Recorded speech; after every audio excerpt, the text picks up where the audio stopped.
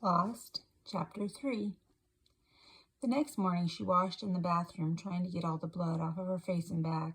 The bruises were there no matter what she did, but she would have to just make the most of it. Why do you have to do this to me, Daddy? If you don't want anyone to know, why do you do it?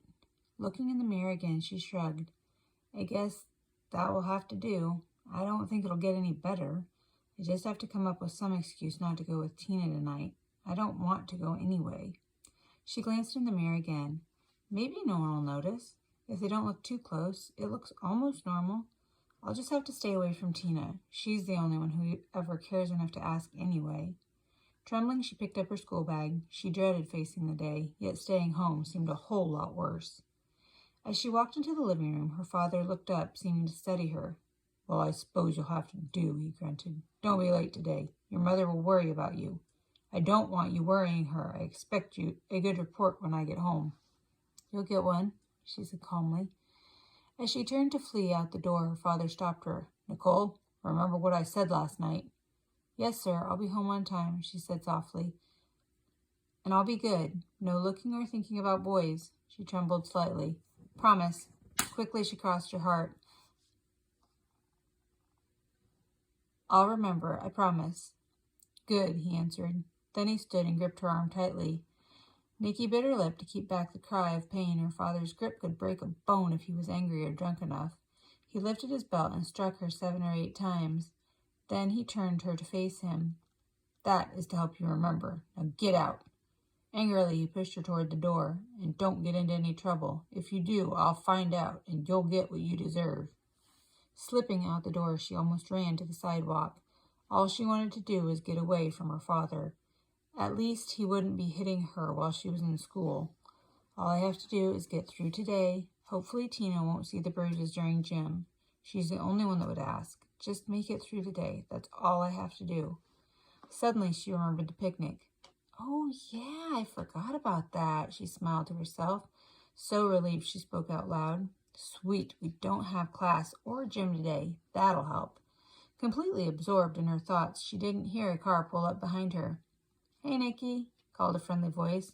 She turned her head, then flushed. It was Dustin. Was he waiting for me? She wondered, then quickly pushed the thought away. No, probably he was just happened to be driving by on his way to work at the same time. Why would he wait for me? I'm ugly and worthless. Daddy says so. No one will ever love me. Tears came to her eyes as she thought this, but she smiled and waved, and he pulled up beside her and stopped. Can I give you a lift? He asked softly. Nikki thought for a few minutes. What could it hurt? She glanced quickly around to be sure no one saw her, then smiled. I guess so. That is, if you want to. Even as she answered, she couldn't help but wonder why he was being so nice to her. He was a complete stranger. He reached over and opened the door for her. I wouldn't have stopped if I didn't want to. Climb in. She slid into the seat and shut the door. Thank you, she whispered, feeling bashful, yet on alert for any sign of danger. She may not be able to control her father, but if someone else tried to hit her, she would just walk away. Thinking that made her feel a little safer. She had control over what happened to her. No boy was going to hit her. She would leave and never talk to him again if he did. She shivered at the thought. She knew that if a boy tried to hurt her, she would be just as helpless against him as she would against her dad. Suddenly she forced her mind back to Dustin. He was just being nice, that was all. She felt sure of it. No problem, he smiled at her. All ready for your picnic today? I suppose. My responsibilities are done anyway. All I had to do was get the supplies. The boys are supposed to see that they get there. I'm just glad school's almost over. I guess you were right about the weather, for now anyway. He looked at her and grinned. His eyes twinkled with laughter. Aw, thanks for the confidence, she said teasingly. We are having the picnic in the gym anyway. I guess they didn't want to worry about the weather. He glanced at her again and his smile faded. He felt his stomach turn as he looked a little closer. Is that a bruise on the side of her face, he wondered. I'm sure it wasn't there yesterday. A concerned look came into his eyes.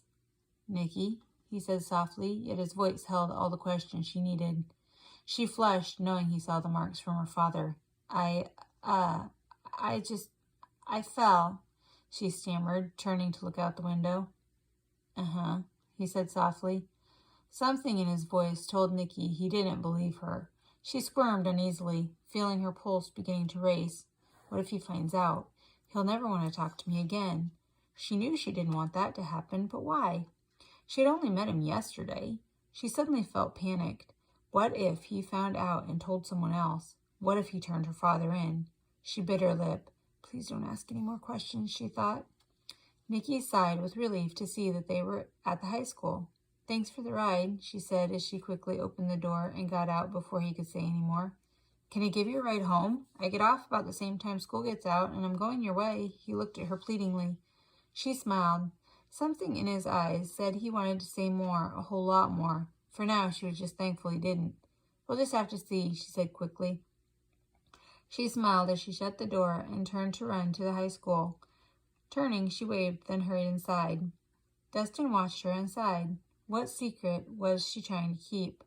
Was she in an abusive relationship with someone? He shook his head as he shifted into drive. If she was dating someone, surely she wouldn't be accepting rides from him. He had sensed her hesitation yesterday, as though she wanted to say yes but was too nervous or scared to. Was she just afraid because he was basically a stranger? Or was it something else that was making her afraid? Maybe sometime he could find out. It would just have to take time. After all, he told himself, she is basically a stranger to me. She probably wouldn't want to tell someone she hardly even knew if someone's hurting her, if that is what is happening. Maybe she did just fall. Dustin felt his pulse race. Should I try to find out, God? Or should I just let it lay for a while? Please tell me what to do. I prayed last night that you would show me. If you want me to pursue a relationship with her, and I'm still waiting, God, please tell me what to do. He smiled as he looked back at the school and drove on. His mind raced. Was he wanting to get to know her, or did he feel a need to find out what was happening to her because he had seen so many kids in abusive homes, thanks to his mom and dad doing foster care for so many years? Do I want to get to know her and possibly have more, or is it just that, I don't know. Should I tell Mom and Dad my concerns or just leave it alone? His mind whirled as he got out and went into work. Help me do the right thing, God, he whispered. Please, show me your way.